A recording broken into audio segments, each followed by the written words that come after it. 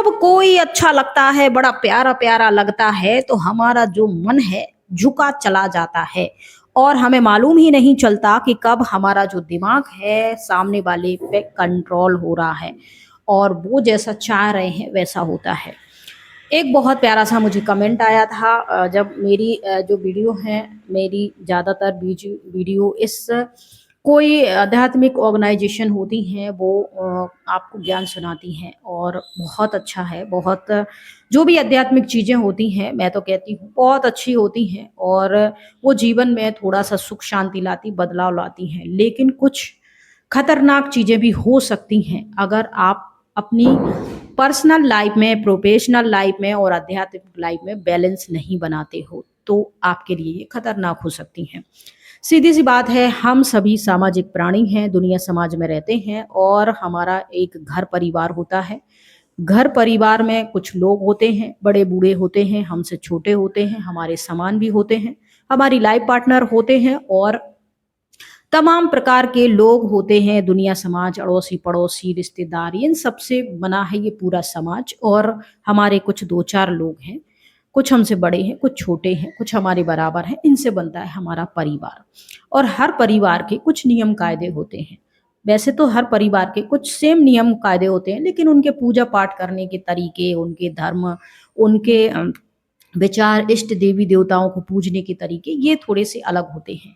हम जब छोटे होते हैं तो हमें छोटेपन से ही पूजा पाठ करना, हमारे इष्ट देवी देवताओं, हमारे बड़े बुजुर्गों का सम्मान करना, ये सारी चीज़ें हमें सिखाई जाती हैं। भारतीय संस्कृति में, सभ्यता में ये चीज़ें हमें सिखाई जाती हैं और हम इन सब चीज़ों का बिना कोई क्वेश्चन किए फॉलो करते हैं। और ये कोई बुरी बात नहीं है। ये एक परिवार है, परिवार को परिवार से जोड़ती है, संस्कार देती है, झुकना सिखाती है, कुछ हमें बहुत सारी चीज़ें। और जब हम थोड़े-थोड़े बड़े होते हैं, दुनिया समाज में जाते हैं, गुरुओं के पास जाते हैं, शिक्षा ग्रहण करते हैं, वहाँ हमें नए दोस्त मिलते हैं, सहेलियाँ मिलती हैं, हम बैठते हैं, घूमते-फिरते हैं, तमाम बातें करते हैं। लेकिन हम जब घर में आते हैं, तो हम जब घर से निकलते या कोई तीज त्योहार होता है या फिर हम कोई अच्छे काम के लिए जाते हैं, तो हम घर परिवार में जो है यही सारी चीज़ें हम फॉलो करते जाते हैं। बड़े होते हैं, हमारा खुद का कुछ लक्ष्य होता है, हम उस लक्ष्य पे काम करते हैं। पढ़ाई-लिखाई, कोई बिज़नेस करता है, कोई जॉब करता है, कोई सरकारी नौकरी की तैयारी करता है, ये सारी चीज़ें चलती रहती हैं। और इसके अलावा कुछ व्यक्ति जो हैं आजकल हम देख रहे हैं कि कोई भी जो रिश्ता है वो पारदर्शी तो बचा नहीं है। झूठ, कपट, लालच, चोरी, ठगी और स्वार्थ से भरी हैं। चाहे कोई कितना करीबी हो, कितना सगा हो, खून के रिश्ते हों, इतना स्वार्थ भरा रहता है रिश्तों में। तो कभी-कभी व्यक्ति झेल जाता है इन सब चीज़ों को और कभी-कभी नहीं झेल पाता है। वो एक अकेलापन-सा फ़ील करता है, डिप्रेस फ़ील करता है, अवसाद-सा फ़ील, शांत-सा हो जाता है। कई बार जवाब देता है, कई बार नहीं देता है और फिर वो आध्यात्मिक जगहों की खोज करता है। अपने नज़दीकी दोस्तों, रिश्ते, संबंधों के संपर्क में जो रहता है, तो वो कभी गूगल पे सर्च करके भी व्यक्ति चला जाता है, मेडिटेशन वगैरह सीखता है, वहाँ के लोगों से मिलता है, मीठी-मीठी बातें, प्यार भरी बातें होती हैं, प्रसाद खाते हैं, थोड़ा मेडिटेशन करते हैं, ज्ञान चर्चा करते हैं। कुछ चीज़ें हमारी जानी-पहचानी होती हैं, जो हमें बचपन से सिखाई जाती हैं, वो अच्छी लगती हैं। कुछ नई चीज़ें होती हैं, जो हमें और ज़्यादा अच्छी लगती हैं, तो ये तो अभी तक हमें किसी ने सिखाया नहीं था। आपसे पता चला, अच्छा लगा जान के।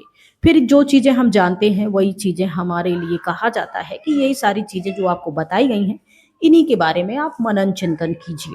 इससे क्या होगा कि आपका जो टेंशन है, आपका जो भी प्रॉब्लम है, वो आपको याद नहीं आएगी। पर रियली ऐसा होता है।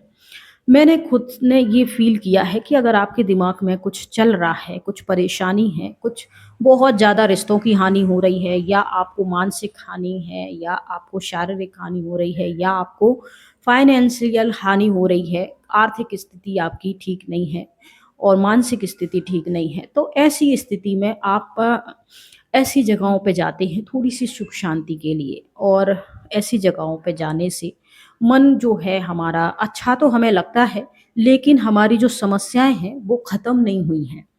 हम वहाँ गए तो हैं, हमें अपनी मानसिक स्थिति को मजबूत बनाने के लिए वही लोग हैं, हम उन्हें छोड़ भी नहीं सकते हैं। जिन लोगों के साथ हम घर परिवार में रह रहे हैं, उनसे फ़िलहाल हमारा तना-तनी चल रहा है। हमें उनको देख के गुस्सा आ रही है, नफ़रत आ रही है। हमारी आर्थिक स्थिति भी ठीक नहीं है, जिससे दुनिया, समाज और रिश्तेदारों ने भी दूरियां बना ली हैं। इससे भी टेंशन है। ये वक्त कब बदलेगा, कब नहीं बदलेगा, इसका तो हमें कुछ अता पता नहीं है। लेकिन हम सोचते हैं कि चलो कुछ आध्यात्मिक जगहों पे भगवान की शरण में जाते हैं, बैठते हैं, नई नई बातें होती हैं, ये सारी चीज़ें होती हैं। शुरू में अच्छा लगता है, एक दिन हम जाते हैं 10 मिनट बैठते, फिर दूसरे दिन 15 मिनट, फिर तीसरे दिन 30 मिनट, फिर 1 घंटा हमें वहाँ देना होता है, या हमारी मर्जी है।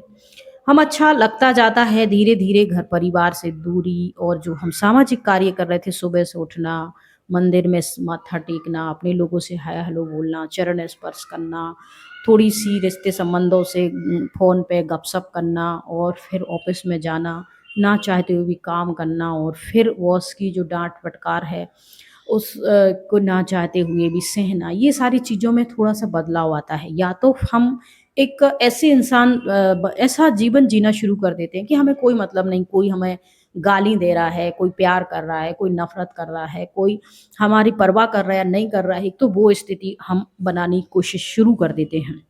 और दूसरी, हमारी जो घर के काम हैं, उनसे भी हम जो दूरियां बनाना शुरू कर देते हैं। कोई को पहले तकलीफ होती थी, भले नाराज़गी है, हम उनकी मदद कर दिया करते थे, लेकिन बाद में हमारा मन जो है हट गया है कि तुम्हें आज का कुछ होता था कल, तो आज हो जाए, हमें कोई फ़र्क नहीं पड़ रहा। ऐसी स्थिति हमारी धीरे धीरे बनती जाती है। अगर ऐसा कुछ हो रहा है किसी के कहने पे या वो चीज़ें प्रैक्टिस करने पे, तो आप सावधान हो जाइए, सतर्क हो जाइए, क्योंकि आज आप रिश्ते से, जो रिश्ते कड़वे लग रहे हैं, जो आपको तकलीफ दे रहे हैं, वो तो देखिए दुनिया, समाज है, लोग हैं। आप उन्हें अपना ना देखकर एक इंसान देखिए, खुद को देखिए। हमारे अंदर भी कमी कमजोरियां हैं, सामने वाले के अंदर भी कमी कमजोरियां हैं। उनने भी कुछ गलतियां की हैं, हमें पसंद नहीं, हम भी कुछ गलतियां करते हैं, शायद उनको भी पसंद नहीं। हम बोल देते हैं कि तुम्हारी ये गलती है, हमें बिल्कुल पसंद नहीं, और उन्होंने कभी आज तक बोला नहीं, इसीलिए हमें पता नहीं कि उनको भी हमसे शिकायत है। और हमें लगता है कि बस हमें ही सारी दुनिया से शिकायत है, इसीलिए ये सारी दुनिया बेकार है, इनमें हमें मन नहीं लगना है, किसी प्रकार की इनसे आशाएं उम्मीदें नहीं रखना है, कुछ नहीं करना है, यहाँ तक ठीक है।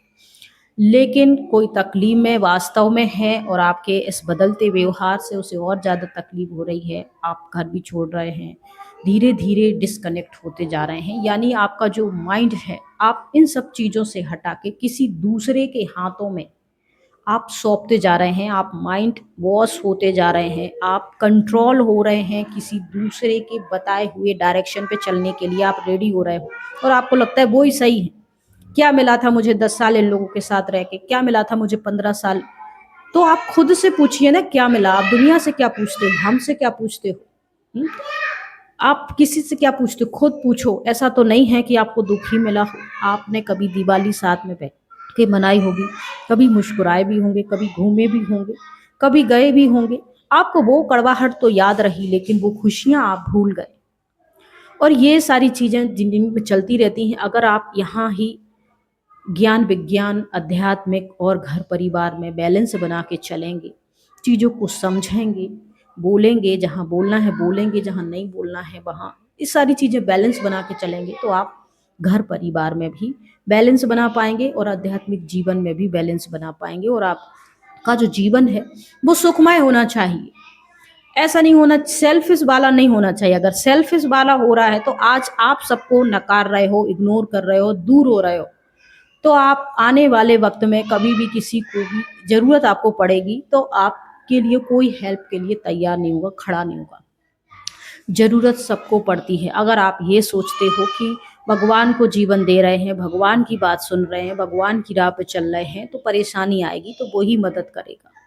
वो मदद करेगा इंसानों के माध्यम से। अब इंसानों से तो कट ही रहे हो, तो भगवान क्यों किसी ऐसे इंसान जिससे तुम नफरत कर रहे हो, उसको क्यों डायरेक्शन देगा कि उस बंदे के पास जाओ तुम मदद करो?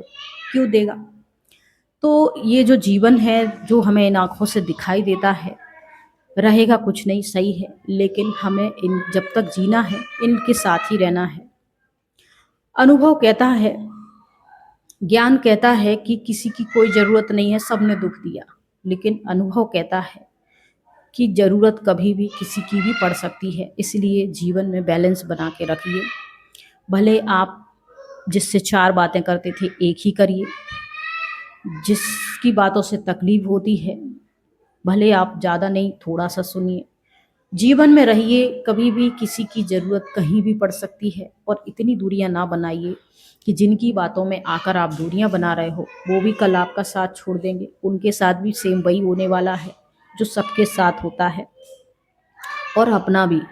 तो जब सब कुछ है तो हम क्यों ना, हमें जो बचपन से सिखाया गया, हमें जो घर परिवार में दिया गया, हमें जो दुनिया समाज में दिया गया, हम उन चीज़ों में भी बैलेंस बनाएं।